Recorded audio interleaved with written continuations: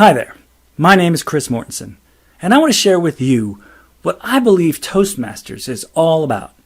See, a lot of people don't really understand what it is or what it does or why they should get involved. So let me clarify a few of those things in this short training program. Here are the specific things I'm going to cover. Many people have heard of Toastmasters, but very few who have never been to a meeting really know who we are and what we do. I will try to fix that by telling you what Toastmasters is. Then I'll tell you how Toastmasters can help you, just like it's helping almost 300,000 people worldwide today. And before I'm done, I'm going to give you steps that you can take in the next few minutes if you think you'd like to get involved. So here we go. When I first heard the term Toastmasters, what did I think of? The same thing you and most everyone else does. In case you're wondering, no, it doesn't have anything to do with browned dried bread. And please don't bother, we've heard all the jokes before. But it does have something to do with this. You see, in the old days, a toast was a common formal tribute done in the form of a speech, usually preceded by the drinking of a special beverage. Apparently back then, when this was painted, the drinking age was a little lower than it is today. The toast is still practiced nowadays in formal occasions, typically at events such as wedding receptions, when the best man embarrasses his old friend in front of his new wife's family, and then everyone drinks. Back in 1924, a young man named Ralph C. Smedley had just started working at the California YMCA in Santa Ana, and he thought it would be a good idea to have people practice public speaking. So in the YMCA's basement, Smedley held the first meeting of what would eventually become Toastmasters International, giving young men desperately needed training in the art of public speaking and in the presiding over meetings. By the way, Dr. Smedley named his group the Toastmasters Club because he thought it suggested a pleasant social atmosphere. Word spread quickly, and Toastmasters clubs began popping up all over the nation and then internationally, starting in Canada. In 1990, the Toastmasters International World Headquarters relocated to Rancho Santa Margarita, California, about 20 miles south of Santa Ana, where it all began. Today, Toastmasters International is a non-profit educational organization that operates clubs worldwide for the purpose of helping members improve their communication, public speaking, and leadership skills. At least that's what it says on their website. Pretty impressive, but you're probably thinking, well, how is that going to help me? Let's take a look. Recently, I did a poll of Toastmasters and asked what they got out of being members. They told me all sorts of things, but some of the most common were, it improved their public speaking skills. Many people would tell you it works better than most workshops or classes out there because it isn't something that ends in a few hours or even a few months. It goes on and on, as long as you want it to. Its greatest strength is in helping its new members learn the basics of public speaking, but it can help almost anyone. It improves leadership skills. This is an often forgotten area, but Toastmasters has a very specific program designed to make you a better leader by developing very specific skills and giving you real-world experience developing those skills. Improving one's ability to communicate and to lead boosts self-confidence and leads to personal growth. Practice breeds success, and success builds confidence. Toastmasters works on your ability to give a prepared speech, but it also helps you with more unplanned communications. Both of these areas are critical in business and in society. As a leader and a good communicator, you must be a good listener.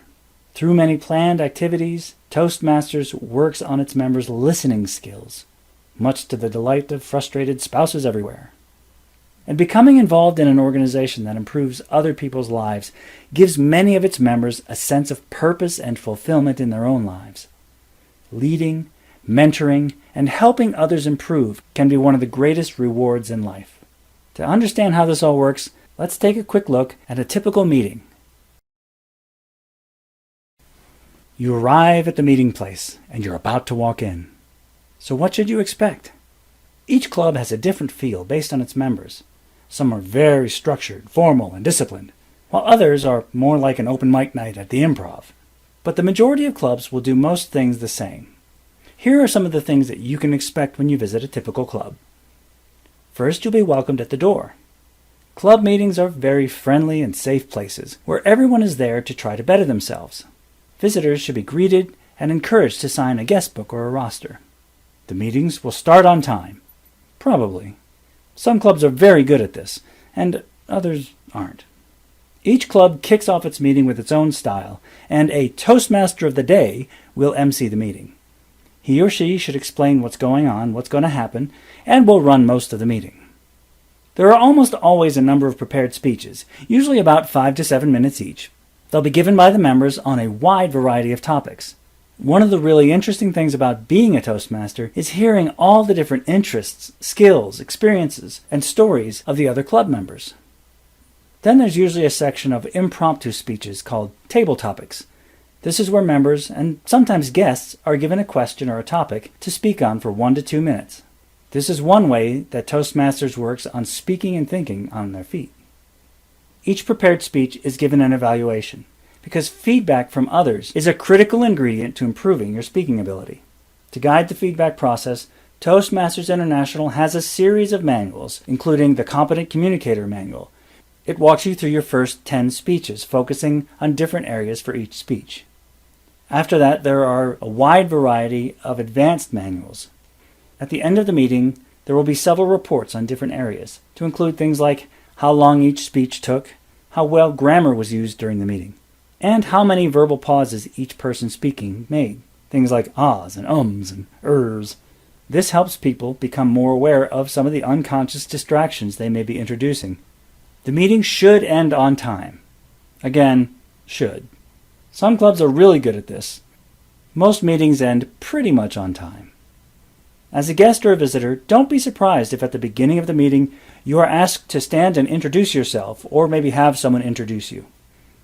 During the table topics, as I said, sometimes guests are invited to participate. If you're comfortable with the idea, go for it. But if you feel a little tentative, really don't want to, you are absolutely allowed to decline the invitation.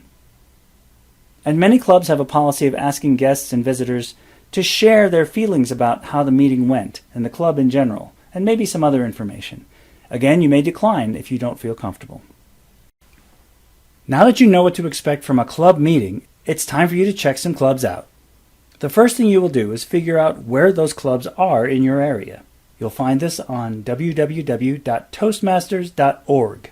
I'll show you in just a minute how to find all the information you'll need. You will want to go and physically visit clubs and check them out. Remember, you have no obligation to join them just because you're visiting. If you live in an area with several clubs, I recommend you visit at least 2 or 3, maybe a half dozen or more, because each club will have its own personality, and you want to find the one that fits you. Once you've figured out which ones you want to visit, make sure you let those clubs know that you're coming through email or phone call, or better yet, both. This way, they can give you all the important information you'll need and you can get all your questions answered. So let's take a close look at that Toastmasters website. National homepage. To find a club near you, just click the red box that says Find in the top left corner there. That'll take you to this page. Your best bet is now just to put in your zip code. I'm going to put in 80903, which is in the middle of Colorado Springs. So several clubs come up because it's a big city.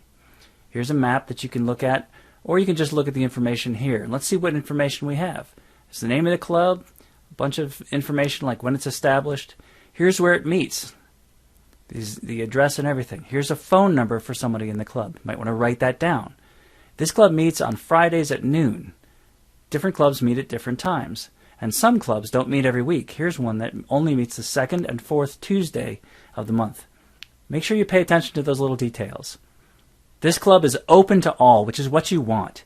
There are a few clubs out there that are just for members of a particular organization, and they will say, membership eligibility criteria required, contact the club. You probably don't want to visit a club that you can't join, so look for clubs that say open to all. This just means it's 0 miles from that zip code, which it's in, which just makes sense. Here you click to email the club. This will send an email to somebody in the club. Now, sometimes this isn't up to date, so make sure you call as well. And this is a link to the club website where you can find a little bit more information out about the club.